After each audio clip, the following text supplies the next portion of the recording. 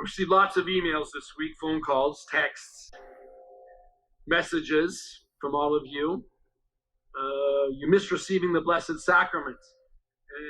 I know. You miss coming here. I know. We celebrated this week Monday, Thursday. In Armenian, we call it Avakin Shabti, simply Great Thursday. But in English, it's a much more descriptive thing, Monday, Thursday. And it's coming, Monday is not really an English word, it's a Latin word, mandatum. Mandatum in Latin, where we get the English word mandate. On that night, the Last Supper, Christ gives a mandate to the disciples, do this in remembrance of me. And that's what we just did and are doing now. And every time we gather around this table of immortality, every time we gather here, we're reenacting the Last Supper by the commandment of Christ. He instituted it. Not Father Sarkis, not Archbishop Hovnan, not Garagingatorgos. We follow command, the mandate, the mandatum of Christ himself. We'll be back. When we get the all-clear signal, I'll welcome you back. On that day, before this table of immortality, we'll come forward to the Blessed Sacrament, and we'll be able to share the Last Supper meal. But today I thought we'd focus on the precursor of divine liturgy, the precursor of the Last Supper. It's the feeding of the 5,000. It foretold what was to happen at the Last Supper in divine liturgy. It happened in Galilee, where Jesus heard the tragic news of the beheading of his cousin, John the Baptist. We're told he retreated in a boat to a deserted place alone. That's important, alone. When the crowds heard about it, they followed him on foot. Okay, what do we learn from that much? Plenty. It's Galilee. It's a very crowded region. In Galilee, it was impossible to get away from people.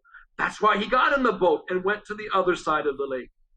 Look, he just learned his cousin was beheaded. He needed downtime, alone time, mourning time. But the people found out where he went and followed. So before he could rest, he healed the sick, he fed the multitude, he was doing his ministry. So in the feeding of the 5,000, Christ showed his compassion. Look where he was. He was in mourning.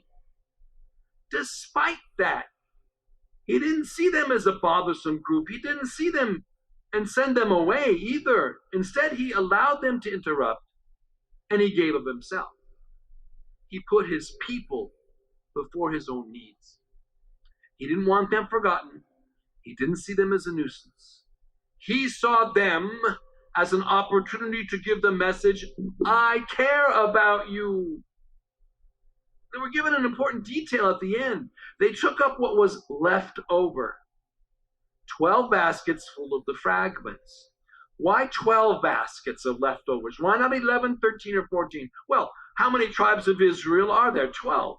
As if to say, I've provided for everyone. All are included in my love. No one is excluded. There were leftovers. And when I say leftovers, I don't mean the kind Albert Brooke finds in his mom's Debbie Reynolds freezer in the movie Mother. As in, Ma, there's an inch of ice on this 3-year-old carton of orange sherbet. And Debbie Reynolds replies, never mind, that's just a protective coating. If you've never downloaded the movie Mother, go to Netflix and do it. It's hysterical. I think every mother is a queen of leftovers. I happen to know that scene of the mother laughing at the leftovers, that was filmed in Northridge, I think. Anyway, there's a point that there was leftover bread. The bread is God's love. The leftover part means there was an abundance of God's love, meaning we'll never be in need or run out of God's love. In the same narrative, he tells the disciples straight out, I am the bread of life. He who comes to me shall not hunger. He who believes in me shall not thirst. Abundance of bread is abundance of Christ. Abundance of Christ is abundance of love, mercy, forgiveness. Now today we hunger, don't we? You and I, we hunger for what? For a cure for the COVID-19. And we thirst for courage. Sure, we turn to medical science for hope, but let's not forget the gift of knowledge comes directly from the author of life. It comes from the one who said, "Fear not, for I am your God." It comes from the psalmist who said, "The Lord is my shepherd, I won't be in need. My cup runs over." My cup runs over means despite the fact I'm passing through the valley of death, my cup is so full, my blessings are so great, including medical science. I have no reason to fear. Even though there's a threat of death from COVID-19, it just can't stand up to the abundance of the love of Christ, who doesn't hear our prayers as a nuisance, who hasn't forgotten us, who gives us the message, "I care about you." When Christ made the bread in abundance for the physically hungry, he was reaffirming Psalm 23 for us, the spiritually hungry. Do we ever run out of Holy Communion? No, never. Do we ever run out of God's love? No, never. Same as the feeding of the 5,000. They didn't run out of food, and we don't run out of God's abundant love. John 10:10. I came that they would have life and have it abundantly. Now, seeing they were hungry, Jesus told the disciples to feed the crowd. They responded with what? Wait, we don't have enough food. Oh, he makes it so clear. He doesn't demand from us that which we don't have. It's as if he's saying, come to me as you are. I don't care what little you have. I'll make use of whatever you do have. I'll give you what you need for the task I have for you. Just stay with me. Be in union with me. Be in a holy communion with me. We have to remember, little is always much in the hands of Christ. Then it was, we don't have food. What are we going to do? Today, it's Aman coronavirus. We don't have a vaccine. What are we going to do? Years ago, it was Aman, Beirut Civil War, Hayastan, Yegrasha earthquake, Haleb, Aleppo, 9/11, World War II, 1915. What are we going to do? Did we survive? Did he provide? Ours is a story of survival. Open any chapter of any Armenian history book, and you'll see words like massacre, genocide, foreign occupation.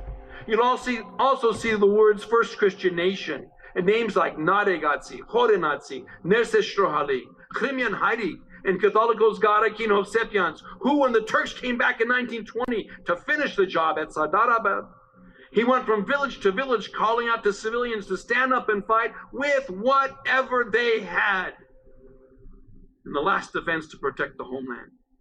These are the heroes of our faith who understood Christ will never abandon us. He'll never put us in a position to fail. Heroes who understood it's never the case of God abandoning us. It's always the case of us abandoning God. Heroes who embraced the words of our church father, John Chrysostom, the author of our Badarak, who said, we have hope because death is overthrown. Christ has risen. We have hope because the angels rejoice. Christ has risen. We have hope because the table of immortality is full and waits for us. Christ is risen. We have hope because we hear the command to receive the gift of abundance, the invitation to life eternal. Christ is risen. Through the witnessing of our church fathers, we can't help but scream out the greatest proclamation of hope in the history of the world. Christos haryavi merelot, ortniale harutunen Christosi.